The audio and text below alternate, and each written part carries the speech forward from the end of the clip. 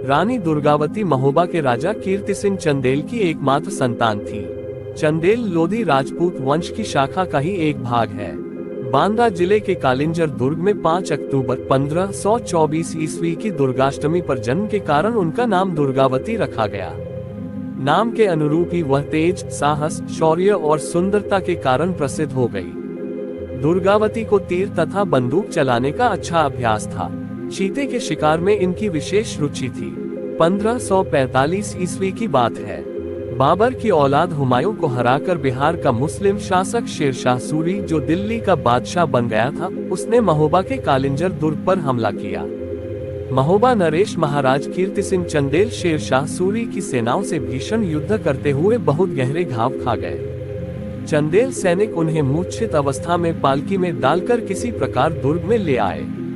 रानी दुर्गावती महोबा के राजा कीर्ति सिंह चंदेल की एकमात्र संतान थी।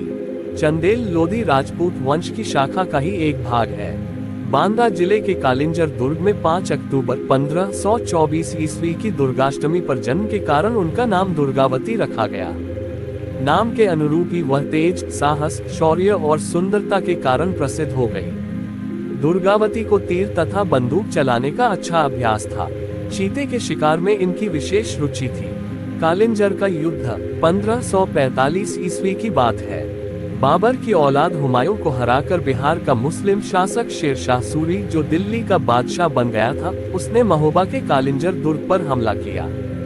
महोबा नरेश महाराज कीर्ति सिंह चंदेल शेरशाह सूरी की सेनाओं से भीषण युद्ध करते हुए बहुत गहरे घाव खा गए। चंदेल सैनिक उन्हें मूर्छित अवस्था में पालकी में डालकर किसी प्रकार दुर्ग में ले आए। शेरशाह के सैनिक दुर्ग के सुदृढ़ कपाटों को भंग करने का प्रयत्न कर रहे थे। दुर्ग के पीछे की दीवार, जो अपेक्षाकृत कम ऊंची थी, उसके नीचे सूरी के सैनिक बारूद की मोटी तह बिछने लगे। दुर्ग से अपने विरोध में कोई प्रतिक्रिया न देखकर उनका साहस बढ़ता जा रहा था। ऐसा लग रहा था कि भारत का सबसे प्राचीन, सबसे मजबूत और सबसे अनोखा देव निर्मित ये कालिंजर दुर्ग जल्द ही ढह जाएगा। दुर्ग के अंदर नारियों के सम्मान की रक्षा के लिए लकड़ियों के ढेर लगने लगे। मुस्लिमों से अपनी अस्मत की रक्षा के लिए प्रत्येक आयु की कन्याओं को लेकर नारियां वहां एकत्रित होने लगी। प्रत्येक चौराहे पर रखे केसर के घोल में रंग रोक कर पुरुष केसरिया परिधान धारण कर अंतिम युद्ध की तैयारी करने लगे। किसी भी क्षण बारूद के भीषण विस्फोट से गढ़ की दीवार टूटकर शेरशाह के मुस्लिम सैनिकों को प्रवेश का मार्ग प्रदान कर सकती थी। तभी लोगों ने देखा कि पूर्ण श्रृंगार करके महाराज कुमारी दुर्गावती अपनी 5-7 समवयस्क सहेलियों के साथ सिंधुवाहिनी भवानी की गति से बढ़ती चली आ रही है। वह आदेशात्मक स्वर से बोली, न कोई इन लकड़ियों के पर्वताकार ढेर में पलीता लगाए और न कोई गढ़ के कपाट खोलकर बाहर निकलने का विचार करे। हम दुर्ग शिखर पर जा रही हैं। महाराजा को यद्यपि घाव गंभीर लगे हैं, किंतु वे जीवित हैं। कहती हुई राजकुमारी दुर्गावती अजय गढ़ के प्रमुख शिखर की ओर बढ़ चली। देखा कि बारूद बिछाने का कार्य स्वयं शेरशाह सूरी की निगरानी में विद्युत गति से हो रहा है। वह सूरी का ध्यान अपनी ओर आकर्षित करने के लिए ताली बजाकर हंस पड़ी और वहीं से ऊंचे स्वर से बोली, कालिंजर के महाराजा कुछ ही क्षण के मेहमान हैं। कालिंजर का राज सिंहासन हमारे अधिकार में है। बोलो तुम क्या चाहते हो? मैं तुम्हारा वरण करने को तैयार हूँ। इसके अतिरिक्त तुम्हारी और जो कोई शर्त हो, वो लिखकर अपने किसी दूत को भेज दो, अथवा हम यहीं से एक डोल लटका रही हैं, उसमें रखा दो। कालिंजर अपनी शासिका सहित तुम्हें अपना शासक स्वीकार करने को तैयार है, तो व्यर्थ के खून खराबे से बचना उचित होगा। अपने वजीर से कहो संधि पत्र तैयार करे। रानी दुर्गावती महोबा के राजा कीर्ति सिंह चंदेल की एकमात्र संतान थी। चंदेल लोधी राजपूत वंश की शाखा का ही एक भाग है। बांदा जिले के कालिंजर दुर्ग में 5 अक्टूबर 1524 ईस्वी की दुर्गाष्टमी पर जन्म के कारण उनका नाम दुर्गावती रखा गया। नाम के अनुरूप ही वह तेज, साहस, शौर्य और सुंदरता के कारण प्रसिद्ध हो गई। दुर्गावती को तीर तथा बंदूक चलाने का अच्छा अभ्यास था। चीते के शिकार में इनकी विशेष रुचि थी। कालिंजर का युद्ध 1545 ईस्वी की बात है। बाबर की औलाद हुमायूं को हराकर बिहार का मुस्लिम शासक शेरशाह सूरी, जो दिल्ली का बादशाह बन गया था, उसने महोबा के कालिंजर दुर्ग पर हमला किया। महोबा नरेश महाराज कीर्ति सिंह चंदेल शेरशाह सूरी की सेनाओं से भीषण युद्ध करते हुए बहुत गहरे घाव खा गए। चंदेल सैनिक उन्हें मूर्छित अवस्था में पालकी में डालकर किसी प्रकार दुर्ग में ले आए। शेरशाह के सैनिक दुर्ग के सुदृढ़ कपाटों को भंग करने का प्रयत्न कर रहे थे। दुर्ग के पीछे की दीवार जो अपेक्षाकृत कम ऊंची थी, उसके नीचे सूरी के सैनिक बारूद की मोटी तह बिछने लगे। दुर्ग से अपने विरोध में कोई प्रतिक्रिया न देखकर उनका साहस बढ़ता जा रहा था। ऐसा लग रहा था कि भारत का सबसे प्राचीन, सबसे मजबूत और सबसे अनोखा देव निर्मित ये कालिंजर दुर्ग जल्द ही ढह जाएगा। दुर्ग के अंदर नारियों के सम्मान की रक्षा के लिए लकड़ियों के ढेर लगने लगे। मुस्लिमों से अपनी अस्मत की रक्षा के लिए प्रत्येक आयु की कन्याओं को लेकर नारियां वहां एकत्रित होने लगी। प्रत्येक चौराहे पर रखे केसर के घोल में रंग रोककर पुरुष केसरिया परिधान धारण कर अंतिम युद्ध की तैयारी करने लगे। किसी भी क्षण बारूद के भीषण विस्फोट से गढ़ की दीवार टूटकर शेरशाह के मुस्लिम सैनिकों को प्रवेश का मार्ग प्रदान कर सकती थी। तभी लोगों ने देखा कि पूर्ण श्रृंगार करके महाराज कुमारी दुर्गावती अपनी 5-7 समवयस्क सहेलियों के साथ सिंहवाहिनी भवानी की गति से बढ़ती चली आ रही है। वह आदेशात्मक स्वर से बोली, न कोई इन लकड़ियों के पर्वताकार ढेर में पलीता लगाए और न कोई गढ़ के कपाट खोलकर बाहर निकलने का विचार करे। हम दुर्ग शिखर पर जा रही हैं। महाराजा को यद्यपि घाव गंभीर लगे हैं किंतु वे जीवित हैं। कहती हुई राजकुमारी दुर्गावती अजय गढ़ के प्रमुख शिखर की ओर बढ़ चली। देखा कि बारूद बिछाने का कार्य स्वयं शेरशाह सूरी की निगरानी में विद्युत गति से हो रहा है। वह सूरी का ध्यान अपनी ओर आकर्षित करने के लिए ताली बजाकर हंस पड़ी और वहीं से ऊंचे स्वर से बोली, कालिंजर के महाराजा कुछ ही क्षण के मेहमान हैं। कालिंजर का राज सिंहासन हमारे अधिकार में है। बोलो तुम क्या चाहते हो? मैं तुम्हारा वरण करने को तैयार हूँ। इसके अतिरिक्त तुम्हारी और जो कोई शर्त हो वो लिखकर अपने किसी दूत को भेज दो, अथवा हम यहीं से एक डोल लटका रही हैं, उसमें रखा दो। कालिंजर अपनी शासिका सहित तुम्हें अपना शासक स्वीकार करने को तैयार है, तो व्यर्थ के खून खराबे से बचना उचित होगा। अपने वजीर से कहो संधि पत्र तैयार करे। शेरशाह मारा गया। शेरशाह दुर्गावती के शब्द सुनकर अपने वजीरों से परामर्श करने लगा। संधि पत्र तैयार होने लगा, किंतु राजकुमारी दुर्गावती से उनका बारूद बिछाने का कार्य गोपनीय रूप से होता हुआ छिपा नहीं रह सका। कालिंजर के सैनिक भी उसी गोपनीय रीति से धीरे धीरे किंतु तीव्र गति से बारूद को भिगोने लगे। कालिंजर के सैनिक मुख्य द्वार के ऊपर मोटी मोटी कनातें लगाकर तेल पानी खौलाने लगे।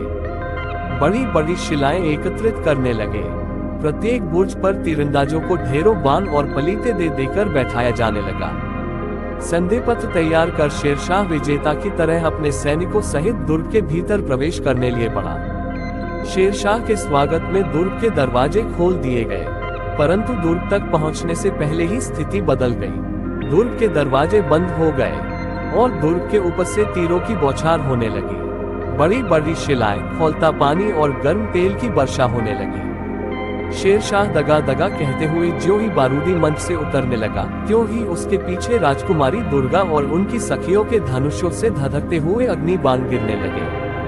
उसके ही बिछाए बारूद से 100 लपलपाती जिह्वाओं वाला गगनचुंबी लपटे लहराने लगा और बारूद की उसी आग में दुष्ट शेरशाह अपने अंगरक्षकों सहित झुलसकर मर गया। फिर चंदेल कालिंजर दुर्ग का द्वार खोलकर शेरशाह के सैनिकों पर बाज की भांति टूट पड़े। 22 मई 1545 को शेरशाह मार दिया गया और उसके सैनिकों को गाजर मूली की तरह काट दिया गया। ऐसा वीरांगना दुर्गावती के कारण ही संभव हो सका। रानी दुर्गावती ने हमेशा छल कपट से जीतने वाले मुसलमानों को उसी की भाषा में जवाब देकर मिसाल कायम किया था। 1542 में 28 साल की उम्र में दुर्गावती की शादी गोंड राजवंश के राजा संग्राम शाह के सबसे बड़े बेटे दलपत शाह के साथ हुई। मध्य प्रदेश के गोंडवाना क्षेत्र में रहने वाले गोंड वंशज 4 राज्यों पर राज करते थे: गढ़मंडला, देवगढ़, चंदा और खेरला। दुर्गावती के पति दलपत शाह का अधिकार गढ़मंडला पर था। रानी दुर्गावती के इस सुखी और संपन्न राज्य पर मालवा के मुसलमान शासक बाज बहादुर ने कई बार हमला किया, पर हर बार वह पराजित हुआ। 1556 में बाज बहादुर ने फिर गोंडवाना पर हमला किया, लेकिन रानी दुर्गावती के साहस के सामने वह बुरी तरह से पराजित हुआ। परंतु लंपट अकबर बादशाह की बुरी नजर बाज बहादुर की पत्नी रूपमती पर थी, इसलिए उसने मालवा पर हमला कर मालवा को 1562 में अपने अधिकार में कर लिया। जाहिर था लंपट और दुष्ट अकबर का अगला निशाना रानी दुर्गावती और उनका राज्य गढ़मंडला था। लंपट मुगल अकबर गढ़मंडला राज्य को जीतकर रानी को अपने हरम में डालना चाहता था। उसने विवाद प्रारंभ करने हेतु रानी के प्रिय सफेद हाथी सरमन और उनके विश्वस्त वजीर आधार सिंह को भेंट के रूप में अपने पास भेजने को कहा। रानी ने यह मांग ठुकरा दी। इस पर अकबर ने अपने एक रिश्तेदार आसफ खां के नेतृत्व में गोंडवाना राज्य पर हमला कर दिया।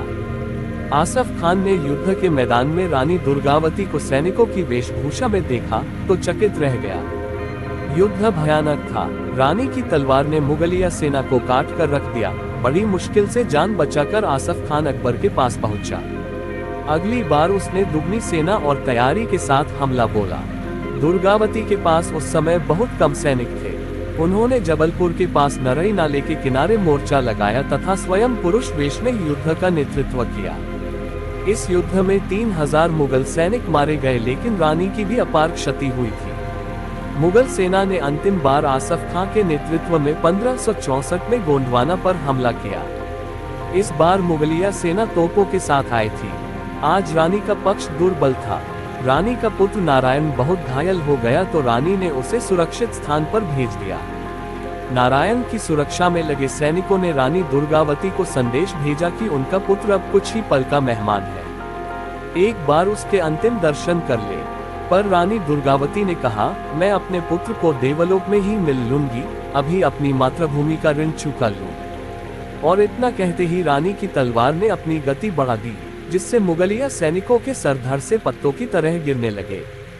तभी एक तीर उनकी भुजा में लगा। रानी ने उसे निकाल फेंका। दूसरे तीर ने उनकी आंख को बे दिया। रानी ने इसे भी निकाला पर उसकी नोक आंख में ही रह गई। तभी तीसरा तीर उनकी गर्दन में आकर धंस गया। रानी ने अंत समय निकट जानकर वजीर आधार सिंह से आग्रह किया कि वह अपनी तलवार से उनकी गर्दन काट दे, पर वह इसके लिए तैयार नहीं हुआ।